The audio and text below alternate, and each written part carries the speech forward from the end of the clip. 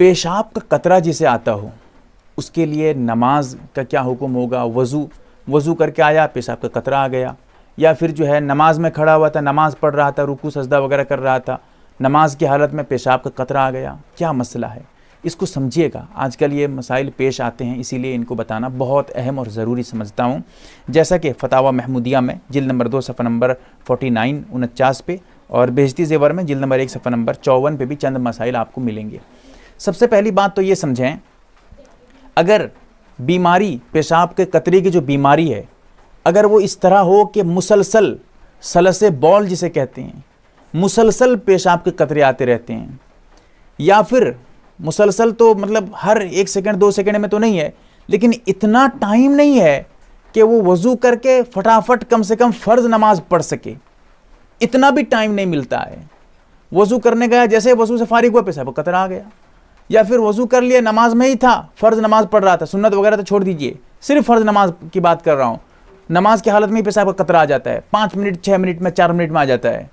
इतना टाइम नहीं मिलता है कि वो वज़ू करके फ़र्ज़ नमाज कम से कम अदा करे, तो फिर वो जो है, तो ऐसी सूरत में वो मरीज़ के हुक्म में आ जाएगा। अब उसके लिए मसला, यही मसला बता रहा हूँ। अगर ऐसा नहीं है तो फिर मसला दूसरा है, अभी बताऊँगा आगे। अगर यही मसला है, यही उसके साथ मामला पेश आ रहा है, पेशाब का जो कतरा है, तो ऐसी सूरत में वो हर नमाज के वक्त में वज़ू करेगा।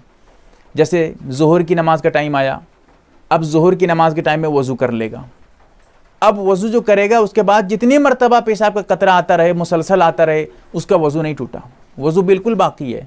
अब उस ज़ोहर के पूरी नमाज के वक्त में जितनी मरतबा चाहेगा, वो जितनी नमाजें चाहेगा पढ़ सकता है।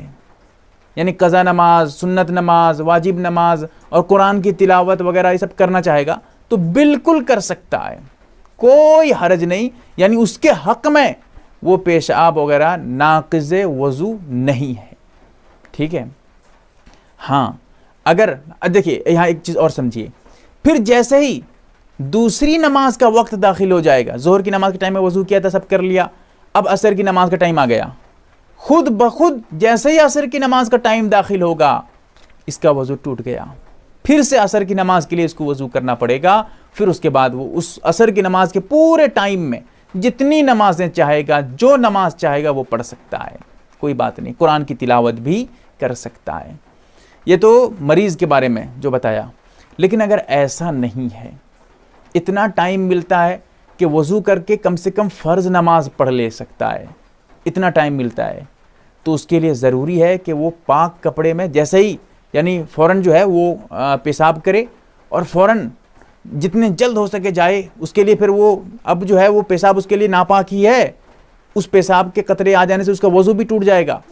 अब उसके लिए है कि वो फ़ौरन जो है वज़ू करके कम से कम फ़र्ज़ नमाज पढ़ ले जल्दी जल्दी से। हाँ, अगर इतना टाइम नहीं है फ़र्ज़ नमाज तो फिर मसला वही है जो बताया। हाँ, अगर इतना टाइम है कि फ़र्ज़ नमाज के साथ सुन्नत नमाज भी पढ़ सकता है, कोई बात नहीं, फिर बिल्कुल पढ़ेगा।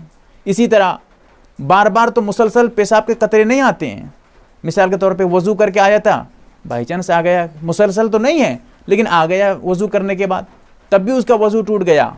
और जहाँ पर वो पेशाब का कतरा लगा होगा अपने जिस्म पे या फिर जो है कपड़े वगैरह पे, उसको उतनी जगह धो दे। यहाँ पर एक चीज़ और बता दूँ, लोग समझते हैं कि जब पेशाब का कतरा आ जाएगा आदमी नापाक हो गया। नापाक नहीं हुआ, जितनी जगह पे पेशाब लगा है, वो कतरा लगा है अपने जिस्म पे, कपड़े पे, उतनी जगह को धो दीजिए, पानी से साफ कर दीजिए, पाक हो गए आप। पूरा गुस्ल करने की ज़रूरत नहीं, अच्छी तरह से फिर से नहाने की ज़रूरत नहीं है, गुस्ल करने का जो है आप पे गुस्ल करना फ़र्ज़ नहीं हुआ, बस उतनी जगह को धो दीजिएगा, आप फिर पाक हो गए, कोई बात नहीं। पेशाब का कतरा आ जाए, आप कपड़े को साफ़ कर दीजिए, फिर नमाज़ पढ़ लीजिए।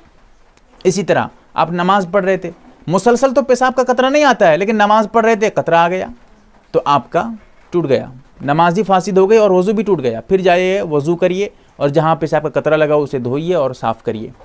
इसके साथ साथ एक चीज़ और याद रखें, अगर सिर्फ आप शक है, यकीन नहीं है, लगता है पेशाब का कतरा आ गया, शक है, और आप जो है इसी शक में पड़े रहते हैं हमेशा हमेशा के लिए, तो आप पेशाब करने के बाद जब वज़ू कर लेंगे तो उस वक्त जो है थोड़ी कुछ छींटें जो हैं आप जिस्म पे, कपड़े पे छिड़क दीजिए, ताकि उसको देख के आपको ऐसा नहीं लगे कि लगता है पेशाब का कतरा लग गया है, पेशाब लग गया है।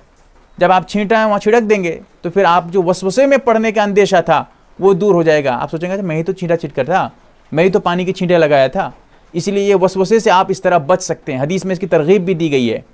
तो हाँ, ये बता रहा था कि अगर वो पेशाब के कतरे मुसलसल नहीं है, वज़ू के बाद भी आ जाता है या फिर जो है नमाज के वक्त, नमाज के दौरान आ जाता है, तो आपका वज़ू टूट गया, नमाज भी फासिद हो गई, आप फिर से दोबारा करें।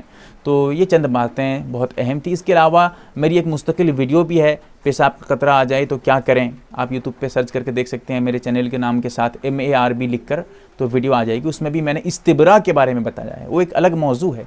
अल्लाह ताला हमें समझ अता करे।